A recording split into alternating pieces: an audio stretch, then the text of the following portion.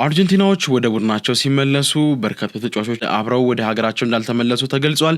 ከነዛም መካከል ትልልቅ ተጫዋቾች ይገኛሉ። እነማን ናቸው የሚሉትን በዝርዝር የምንመለከት ነው የሚሆነው። ሊዮ ሜሲ እንዲሁ ቡድኑን ስለመሰናበቱና ከዚህ በኋላ ሀገሩ ማሊያ የመልበሱ ነገር ጥያቄ ውስጥ መግባቱ ተገልጿል። ሌሎችም የደግነት ስራዎች በዚህ ዓለም ዋንጫ ላይ ያልተነገሩ የሜሲ ሚስጥሮች ነበሩ። እነሱንም በስፋት እናነሳለን። ሌላኛው ደግሞ በስፔን ስለደረሰው ዝርዝር አደጋም ወደ እናንተ መረጃ የምናጋራችሁ ነው የሚሆነው። በርካታ የመሬት መንቀጥቀጦች እንዲሁም ደግሞ በርካታ ሰዎች ያለቁበት የደስታ ፕሮግራም ነበረ። ይህስ በምን አይነት መንገድ ፍጻሜውን አገኘ? ምንስ ተመዘገቡ? የሚሉትን በዝርዝር እንመለከታለን። በርካታ ጉዳዮችን ነው የምናነሳው። እስከ ፍጻሜው ድረስ አብራችሁን ቆዩ። ፔፕ ወደ ጣሊያን ሊያመራም ስለመሆኑ ተሰምቷል። እያንዳንዱን በትናንትናው ዕለት የወጡ ዛሬ ወደ እናንተ እንድናደርሳችሁ ትኩስ የሆኑ መረጃዎችን በጋራ በመሆን የምንኮመኩመው ነው የሚሆነው። ታዲያ እናንተ ምርጫችሁን ገበያ ስፖርት በማድረግ የሐምሌ 14 የዕለተ ማክሰኞ ስፖርታዊ መረጃዎችን ታደምጡ ዘንድ ጋብዛችኋለሁ። ሮቤል አብርሃም ደግሞ ፕሮግራሙን አዘጋጅቼ የማቀርብላችሁ ነኝ። አብራችሁን ቆዩ።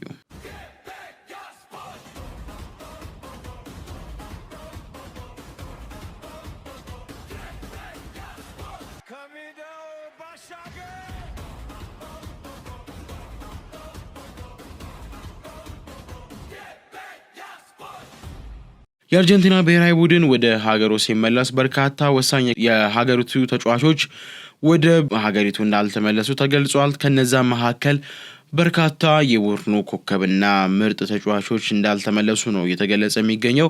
ታዲያ ሊዮ ሜሲን እና ኤንዞ ፈርናንዴዝን ጨምሮ ሌሎች 10 ተጫዋቾች ልክ እንደነ ሮድሪጎ ዴ ፖል፣ ላውታሮ ማርቲኔዝ፣ ዩሊያን አልቫሬስ፣ ክሪስቲያን ሮሜሮ እና ኤል ሞሊና፣ ጄሮሜ ሩሊ እንዲሁም ደግሞ ኒኮላስ ፓዝ እና ሁዋን ሙሶ ከአሜሪካ በቀጥታ ወደ ክለባቸው አሊያም ደግሞ ወደ መኖሪያ ቤታቸው በማቅናት ከቡድኑ ጋራ ወደ ሀገሪቱ ወይም ደግሞ ወደ ቦነስ አይረስ እንዳልተመለሱ መረጃዎች ወጥተዋል።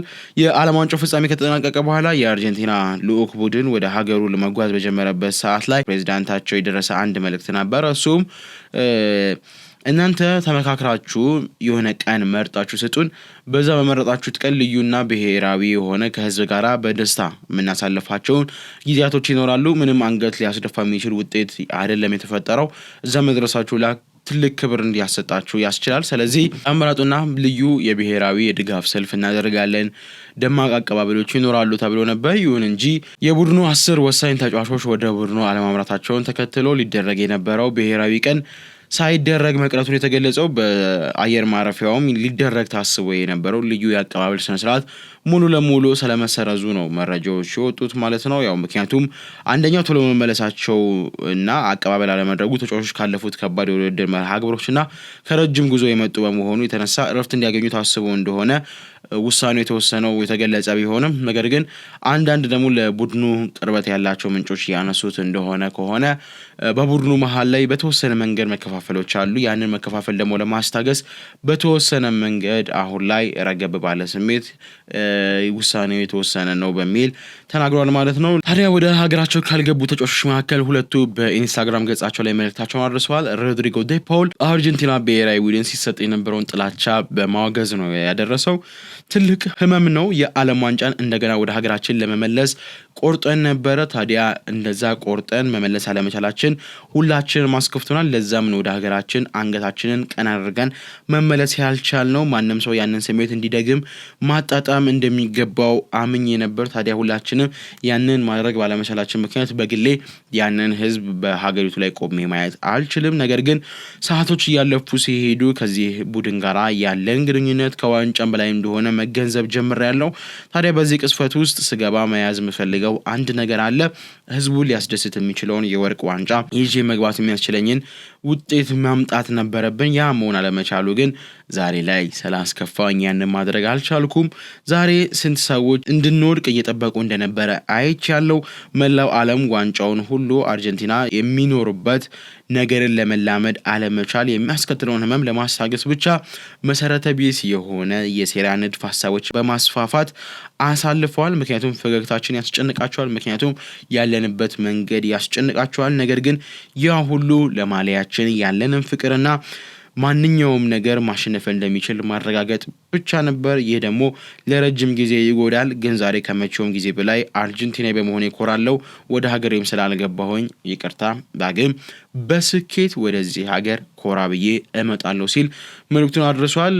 ኤንዞ ፈርናንዴዝም በተለይ ደግሞ ለሽንፈቱ እንደ ዋና ምክንያት ባይሆንም በጨዋታው ላይ ለተፈጠረው የውጤት መለወጥ ግን በብዙዎች ዘንድ እንደ አንጻራዊ ሚዛን በመቀመጥ ጥያቄዎች የተነሱበት ይገኛል። በተለይ ከቀይ ካርዱ ጋር በተያያዘ እሱም ደግሞ ለሀገሪቱ ሕዝብ ይቅርታንና ልክ እንደ ዴፖል ተመሳሳይነት ያለው መልእክትን አድርሷል። ጊዜ እያለፈ ሲሄድ ከውጤት የበለጠ ትልቅ ነገር እንዳለ ትገነዘባለህ። ለአመታት ይህ ቡድን ሀገራችንን በተሻለ መንገድ ሲወክል ቆይቷል። ታዲያ መወዳደር ብቻ ሳይሆን ማሸነፍ የሚባለውን ነገር ሁላችንም ሰንቀን የያዝነው ዋነኛው ርዕሳችን ነበር። ታዲያ ለማሊያችን መስጠትና ተስፋ ለመቁረጥ እንደሆነም ተመረናል። ሁልጊዜም ቆሞ እስከ መጨረሻው ድረስ ሲወዳደርና እነዚህን ቀለሞች በኩራትና በትህትና በቁርጠኝነት ሲከላከል የቆየው የዚህ ቡድን አካል መሆን ሁልጊዜም የምወደውና የሚያስደስተኝ ነገር ነው። ሁሉንም የአርጀንቲና ደጋፊዎች ማመስገን እፈልጋለሁ። ሁልጊዜም ከጎናችን ስለነበራችሁ፣ በእያንዳንዱ ጨዋታ ስለደገፋችሁ፣ ለፍቅራችሁ፣ ለትዕግስታችሁ ላደረጋችሁልን ድጋፍና በዓለም ላይ የትም ብንሆን እንደ ቤታችን እንደ ሀገራችን እንዲሰማን ስላደረጋችሁን አመሰግናለሁ። የሀገሬን ማሊያ መልበስ በሙያዬ ውስጥ ትልቅ ክብር ነው። ለመከላከል በተጠራው ቁጥር ያለኝን ሁሉ መስጠት እቀጥላለሁ።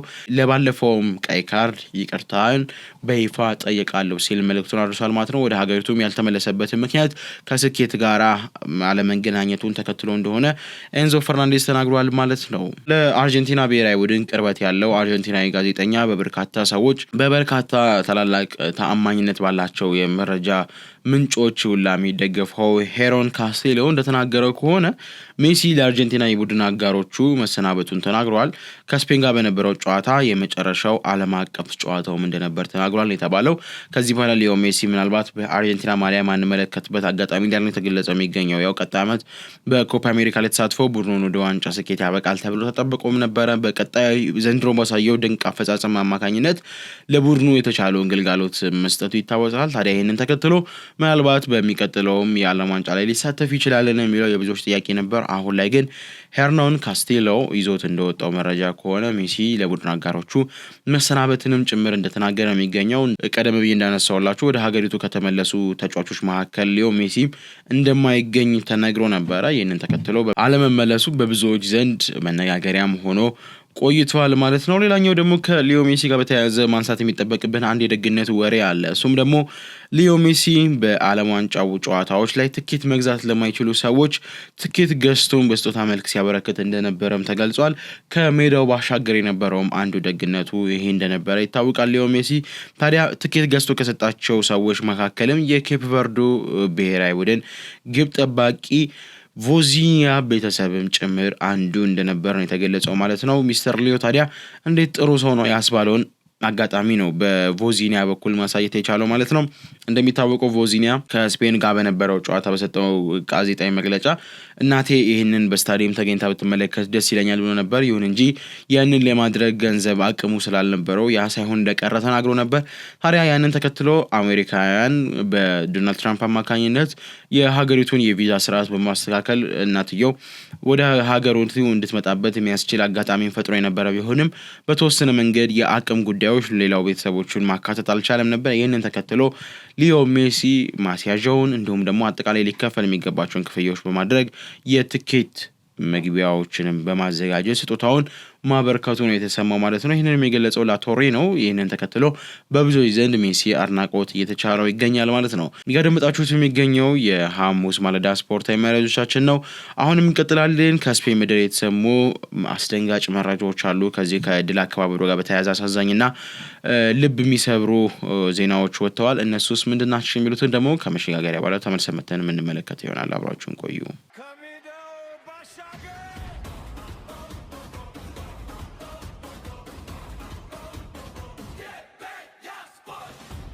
ስፔን የፊፋ ዓለም ዋንጫ ማሸነፏን ተከትሎ በተደረገው የድል አከባበር መርሃ ግብር ላይ አሳዛኝና አስደንጋጭ ዜናዎች ተሰምተዋል። ታዲያ በሀገሪቱ በተለያዩ አካባቢዎች በተካሄደ ደስታ መግለጫ ስነ ስርዓት ላይ በተከሰቱ አደጋዎችና ሁከቶች 2 ሰዎች ህይወታቸው ሲያልፍ ከ80 በላይ የሚሆኑ ሰዎች ደግሞ ቆስለዋል። 12 የሚደርሱ ሰዎች ደግሞ በፖሊስ ቁጥጥር ስር መዋላቸው ተሰምቷል። ከተከሰቱት አሳዛኝ ጉዳዮች መካከል ዋናዎቹ ለመመልከት ያክል የሰላማዊ ሰው ህይወት ማለፍ ነው። በሳላማንካ ግዛት የምትገኝ ሲያድሮ ሮድሪጎ ወይም ደግሞ ክላውዶ ራዲዮ በምትባለው ከተማ የደስታ መግለጫ በነበረበት ወቅት የውሃ ማጠራቀሚያ ገንዳ በመፍረሱ ምክንያት የአንድ የ13 ዓመት ታዳጊ ህፃን ልጅ ህይወት ማለፉም ተሰምቷል። ሌሎች 2 ህፃናትም እንደዚሁ ጉዳት እንደደረሰባቸው የተገለጸው ማለት ነው። በሌላ በኩልም በሶንሴካ ከተማ ላይ የ20 ዓመት ወጣት ግጥሚያውን በመመልከት ላይ ያለ በደረሰበት ድንገተኛ የጤና እክል ወይም ደግሞ በሕክምና አጠራሩ በድንገተኛ የስሜት መለዋወጥ ይከሰታል ተብሎ ሲጠበቅ የነበረው በሽታ አስተናግዶ ህይወቱ እንዳለፈ ነው የተሰማው ማለት ነው። ሌላኛው ደግሞ ጉዳትና ግጭቶችም ጭምር ናቸው። በማድሪድ በባርሴሎናና በሌሎች ትልልቅ ከተሞች በተደረጉ መጠነ ሰፊ ሰልፎች በርካታ ጉዳቶች እንደተስተናገዱ ነው የተሰማው። በማድሪድ ብቻ ከ36 በላይ ሰዎች ወደ ሆስፒታል ተወስደውም ሕክምና እያገኙ እንደሆነ ነው የተገለጸው ማለት ነው። ታዲያ የፖሊስ እርምጃዎች ምን ይመስሉ ነበር የሚለውን ለመመልከት ያክል በማድሪድ እና በባርሴሎና እንዲሁም ደግሞ በሴቪያ ከተሞች የህዝብ ሰላምን ማደፍረስ እንዲሁም ደግሞ ዘረፋን በጥቃት ወንጀሎች እና በህግ አስከባሪዎች ላይ ጥቃት በመሰንዘራቸው የተጠረጠሩ 12 የሚደርሱ ግለሰቦች ወዲያውኑ በቁጥጥር ስር መዋላቸውን የተሰማው ማለት ነው። በርካቶችም በዚህ ጉዳይ ላይ ተሳትፈዋል ተብለው ሲጠረጠሩ የቆዩትን ፖሊስ አሳዶ ለመያዝ ጥረት እያደረገ እንደሆነ ነው የገለጸው ማለት ነው። ስፔን ከአርጀንቲና ጋር ባደረገችው የፍጻሜ ጨዋታ አሸናፊ በመሆን ከ2010 በኋላ የመጀመሪያ ዓለም ዋንጫ ማንሳቱ ይታወቃል። ይሁን እንጂ የድል መርሃ ግብሩ በሀዘንና ባለመግባባቶች ታጅቦ እንዳለፈ ነው እየተገለጸ የሚገኘው። ትናንትና ምሽት ላይም እንደዚሁ በስፔን ዋና መዲና ማድሪድ ላይ ልዩ የሆነ በርካታ ህዝብ የተገኘበት ልዩ ፕሮግራም ተዘጋጅቷል። ኮንሰርትም ነበረ።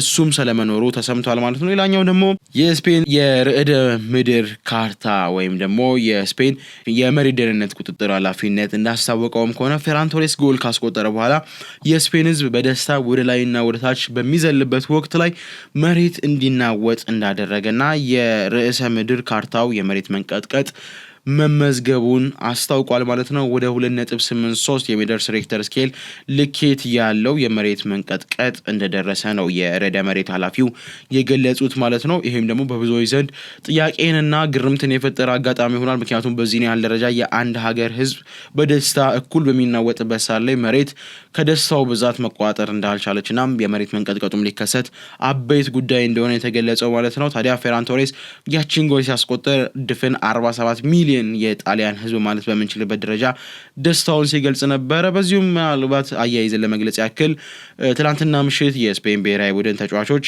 በሀገሪቱ የንጉሳውያን ቤተሰብ ዘንድ ልዩ የራት ፕሮግራምም ተካሂዶላቸው ነበረ። ታዲያ እንደሚታወቀው ጋቪም ከልዕልቷ ጋር መገናኘት ይችላል። ታዲያ እግር ኳስን ትተህና ንጉስ ሁን ተብሎ የተለመነው ጋቪ በሌላ አጋጣሚም ቢሆን በዚህ ታላቅ ቤተ መንግስት ውስጥ መገኘት ይችላል ማለት ነው። ከልዕልቷም ጋር መገናኘት የቻለበት ደግሞ ሌላኛው የምሽቱ ርዕስ ነበረ። ታዲያ ጋቪ እንደሚታወቀው ቀደም ብሎ ልዕልቷ ልቡን ይዘው ልዕልቷ በእሱ እንደተማረከች ገልጻ ለአባቷ የሀገሬ ንጉስ እንዲሆን ልዑል ሆኖ እንዲቆይ ጥያቄዋን አቅርባ ነበር። ይሁን እንጂ ጋቪ ያችን የልዕልት ጥያቄን ሳይቀበል እግር ኳስን ምርጫው አድርጎ የንጉሳዊ ቤተሰብን ዝምድናን ወደ ጎን ብሎ እንደነበር ይታወቃል። ትላንትና ግን ሁለቱ ብቻቸውን የጋራ ልዩ ጊዜ እንዳሳለፉም ጭምር ነው የተገለጸው ማለት ነው። ያው የስፔን አሸናፊ የዓለም ዋንጫ አሸናፊ መሆኗን ተከትሎ በነበረው የራት ግብዣ መርሃ ግብር ላይ ሁለቱ ብቻ መገናኘታቸው ደግሞ ሌላ ርዕስንና ግርምትን የፈጠረ አጋጣሚ ነበረ ማለት ነው። ሌላኛው ምናልባት ማንሳት ይጠበቅብናል ብዬ የማስበው ደግሞ የፔፕ ጋርዲዮላን ጉዳይ ይመስለኛል። የጣሊያን ብሔራዊ ቡድን አዲስ አሰልጣኝ ስለመሆን መረጃዎች እየወጡ ነው የሚገኙት ማለት ነው።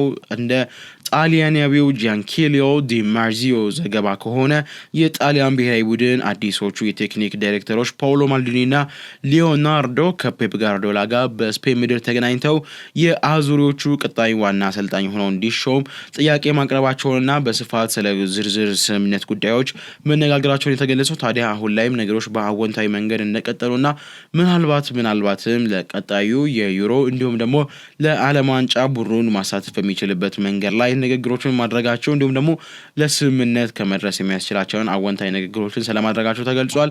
ታዲያ ፔፕ ጋርዲዮላ ወደ ብሔራዊ ቡድን እንደሚመለስ ቀደም ብሎ በርካታ መረጃዎች እየወጡ ነበረ። ቢሆንም እንዲህ ለተቸገረችዋ ጣሊያን ብሔራዊ ቡድን ምን አይነት መፍትሄ ይሆናል የሚለው በብዙዎች ዘንድ የሚጠበቅ ጉዳይ ነው የሚሆነው ማለት ነው። ሌላኛው ምናልባት ከዚሁ ጋር በተያያዘ ሌሎች ማንሳት የሚጠበቅብን አጫጭር መረጃዎችን ስለመመልከት ያህል ቪኒ ጁኒየር በብራዚል ያለ አገጩ ላይ በደረሰ ጉዳት ምክንያት የፕላስቲክ ቀዶ ጥገና እንደተደረገለት ተገልጿል። ለዚህም ነው መልኩ የተቀየረው። በአሁኑ ሰዓት ምናልባት በፎቶጁ ላይ እየተመለከታችሁት እንደሆነ ከቨርጂና ፎንሴካ ጋር ገብቶ በነበረው አላስፈላጊ የነበረ ሰጥ አገባ ላይ አንዳንዶች ነቅሳው ነው፣ አንዳንዶች ደግሞ ጥቃት አድርሳበት ዕቃ ስትወረውር ጉዳት ተስተናግዶ ነው ወይም ደግሞ ተመቶ ነው የሚሉ ዝርዝር ጉዳዮች እየወጡ ቢገኝም አሁን ላይ ግን የፕላስቲክ ሰርጀሪ በአገጩ ላይ ቪኒ ጁኒየር ስለማድረጉም ቲኤምሲ ስፖርት ማስነበብ ችሏል ማለት ነው።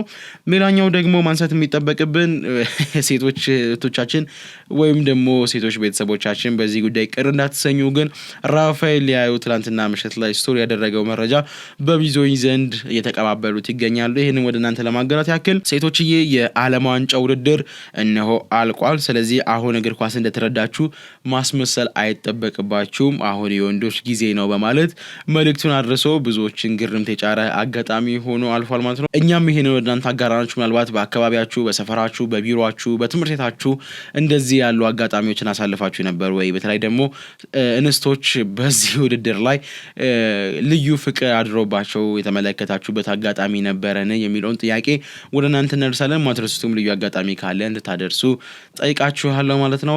የማክሰኞ ማለዳ ስፖርታዊ መረጃዎችን እናጠቃልላለን። ሮቤል አብርሃም ፕሮግራሙን ወደ እናንተ አዘጋጅቼ ያቀረብኩላችሁ። ምሽት ላይ በአመሻሽ ፕሮግራማችን ዳግም ከኔ ጋር እንገናኛለን። እኩለ ቀን ላይ ደግሞ በልዩ ትንታኔ መኮንን አልማው ቀሪ ሌሎች የገበያ ስፖርት ዘገባዎችን ይዞ ይመጣል። እስካሁን ድረስ አብራችሁን ስለነበራችሁ ከልብ እናመሰግናለን። መልካም ቀን